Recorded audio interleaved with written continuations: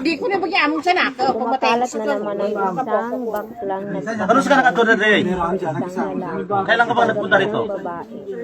So ayan, Nung 13? natuklasan din. Dito ka na nung 13 pa? So bakit mo yung ginawa? Ilang araw ka na rito? 13. Ano na ngayon? 18 na. Magkuha ng walang gutom bukas. Ay, naku Tapos, talaga. ha? Grabe naman. Hindi na nahalata nung lalaki na bakla pala. Tapos ano yung pumasok sa utak mo? Bakit ka sagrado masyado yung ginawa mo sa amin. Hawak Alam mo naman sagrado yun. Hawak niyang bit. Yung kasal para sa amin, para lang sa babae at sa lalaki.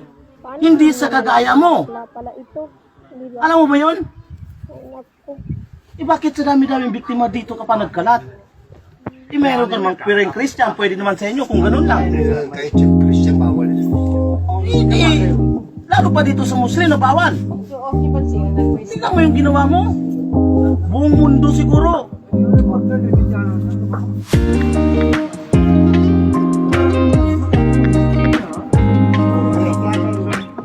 Hindi mo nga kaya. Ako sa mga tanga.